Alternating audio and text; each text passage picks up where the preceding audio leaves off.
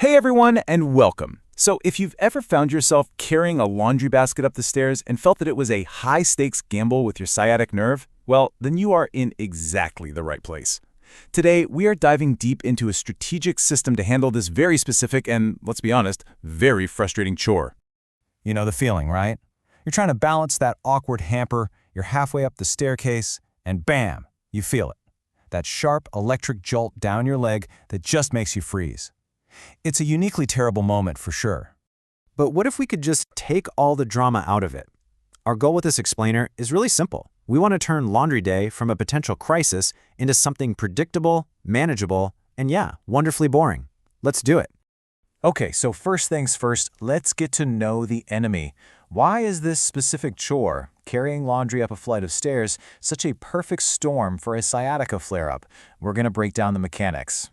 And just so we're all on the same page here, sciatica isn't really a condition on its own. It's a symptom.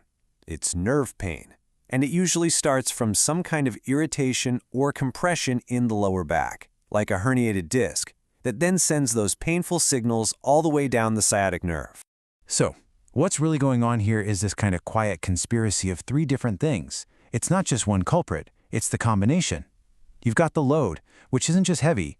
Its awkward shape forces it away from your body, creating really dangerous leverage. Then there's the twist, which you pretty much have to do to get around a door frame or a tight corner. And then, the hurry? You just want to get it over with, so you rush, which basically pours gasoline on the other two problems. And here it is. This is the most crucial point. And honestly, it's fantastic news. The stairs themselves are not the problem.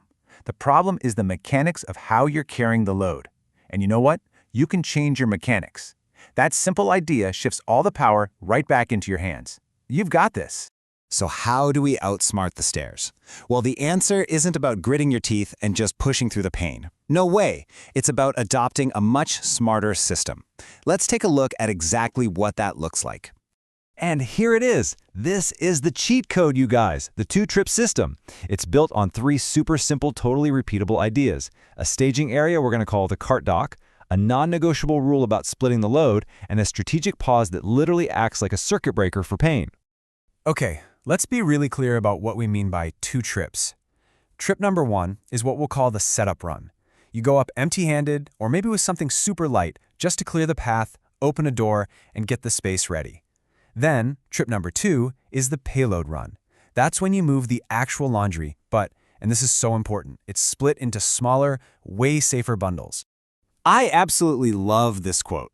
It just completely dismantles that whole one-trip hero mentality. You think you're saving, 30 seconds by overloading that basket?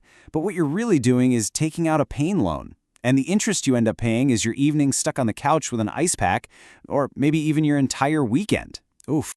Okay, so we've got the system down. Now let's get into the nitty-gritty of how to actually do it. How are you supposed to carry the load, and what are the specific techniques that make this whole thing work?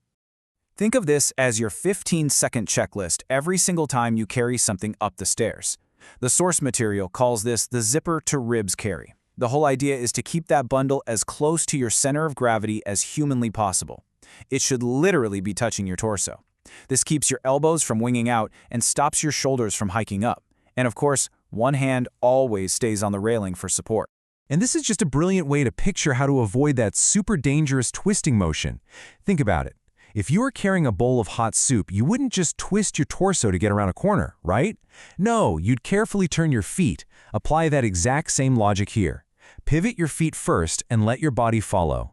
Now, this might be the most powerful and probably the most overlooked part of the whole system, the landing reset. This isn't a sign of weakness, it is a strategic move. The second you feel that nerve starting to talk to you, you stop. Set the load down and just take a 20-second pause to exhale and reset your core.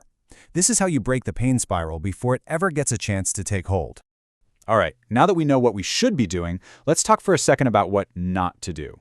There are a few really common moves that feel like they're helping in the moment, but they're actually quiet saboteurs of all your hard work.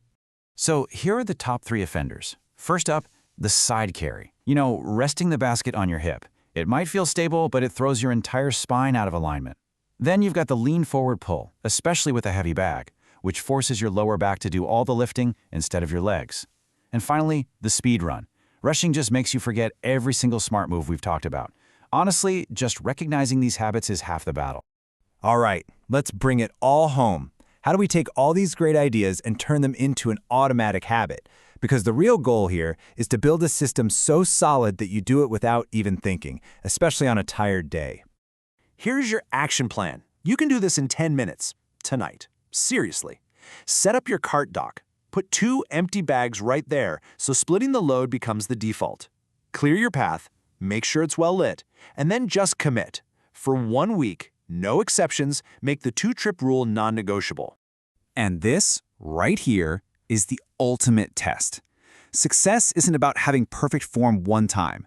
It's about having a system that is so simple and so ingrained that you do it automatically, especially when you're tired and your willpower is at 0, because that's when you need it the most. So, I'm going to leave you with this final thought. We so often chase after having a pain-free day, which, let's be real, can feel totally impossible sometimes. But what if the goal was just a predictable one? A day where you know exactly how to handle a task like laundry without causing a flare-up. You know, that shift in perspective, it can make all the difference in the world.